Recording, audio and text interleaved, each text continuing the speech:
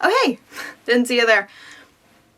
Oh, you don't want to see him? You want me to actually explain what this has to do with a nonfiction class after a segment that seems very fictitious? Yeah, it's fair enough.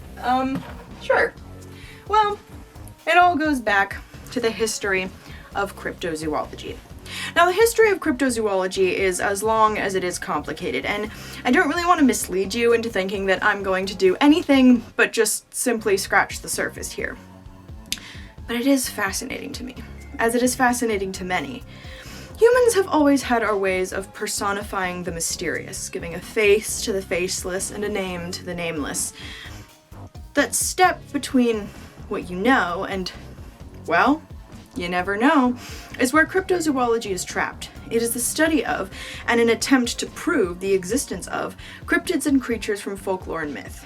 It is caught between our measured and material world and the realm of the imagined and imagination. The human race has a long history of oral storytelling traditions, passing tales of monsters and heroes going out on quests to, vanquish terrible beasts. So it's not really surprising that we still have that need for the real story of the monster, even in our modern age. That the likes of Medusa and the Wendigo will soon be surpassed by the Mothman and the Loch Ness Monster. These things, like cryptids or even internet creepypastas, are just simply a natural continuation of that innate human need to tell and hear a good, scary story. What is up, guys? Coming at you live from the New Jersey Pine Barrens.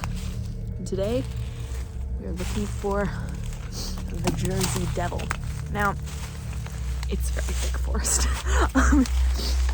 So the story goes, there was this woman. Her name was Mother Leeds, and she was a mother of 12 children. And when pregnant with her 13th one, she said, let this one be cursed. Let this one be the devil. And the baby came out pretty normal at first, and then it grew wings, and then a tail, and then his face became distorted like that of, I actually don't really know what he's kind of supposed to be.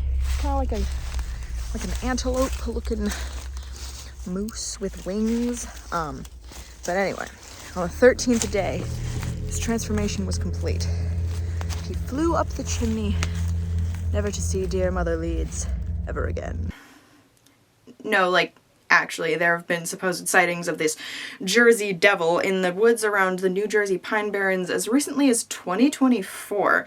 In 2017, a group of park rangers reportedly found a pack of slaughtered pigs in the Pine Barrens, found in a bloodless crime scene with the backs of their heads supposedly eaten off. Now, none of these claims have ever been proven, and most have turned out to be hoaxes, but I was very surprised at the amount of sincere-sounding stories from people who had supposedly had a run-in with this dangerous mythical creature in Jersey? Have you been to Jersey? Yeah.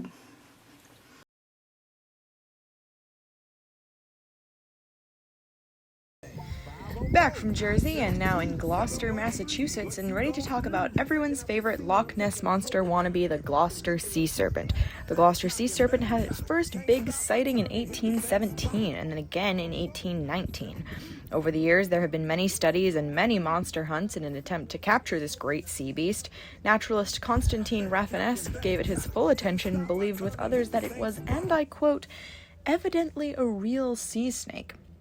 The New England Linnean Society even tried to palm off a new scientific discovery, naming it a new species, Scoliophus atlanticus. During one of these monster hunts, professional whaler Captain Rich even threw a harpoon into the monster as it swam under his whaleboat.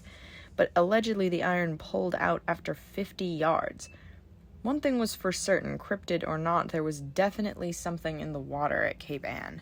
And yes, there really was something in the water. But it was no sea serpent. In fact, naturalists and zoologists alike that agree that it was most likely a pod of narwhals lost from the coast. Another element in corroborating the identification of the narwhals was in fact found in August of 1819 when the Gloucester sea serpent appeared in Nahat, Massachusetts. Apparently the monster was stationary for nearly 4 hours near the shore, but this is apparently quite consistent with narwhal behavior. I wouldn't know, I'm not really in with the narwhals like that, but apparently its name derives from the Old Norse nar, that refers to both its grayish mottled coloration as well as its summertime habit of lying on the surface of the water. The multiple narwhal backs of the pod from the shore could indeed, to some, look like the twisting back of a sea serpent. On the 21st and 22nd of April 1977, several teenagers claimed to have seen a creature in Dover, Massachusetts, only 24 miles south of Boston. That's only an hour and a half away from where we are right now. The creature was reported to have a large, misshapen head, glowing red eyes, and long, thin limbs, often described as having spindly, tendril-like fingers. The locals dubbed this creature the Dover Demon, but only after it has been featured in Lorne Coleman's book, Mysterious America, where he coined the name. The mystery remains unsolved to this day.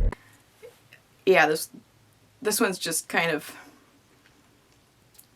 just people don't know. So, who knows? Could be an alien, could be a demon, could be mass hallucination, hysteria, I don't know, but this one hasn't been disproven at all, sorry.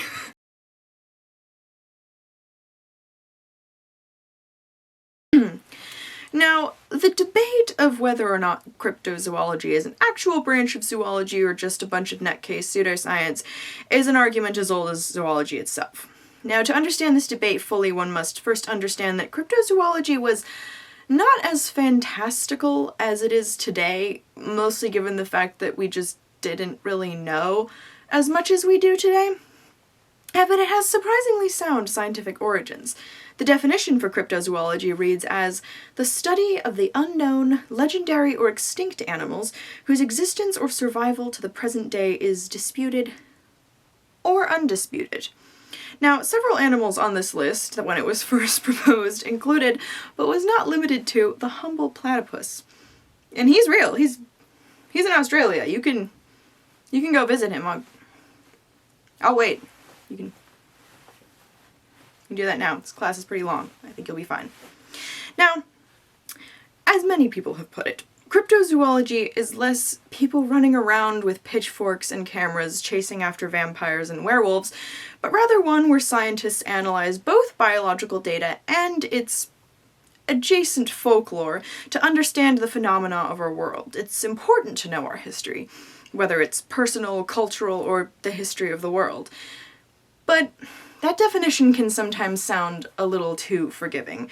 Don't get me wrong, there's plenty of crazies chasing after vampires and werewolves, and honestly, I can't really blame them. But it is sometimes dangerous to put pseudoscience on the same level as, well, science, and, well, I don't really think I need to say anything more past that. Duh.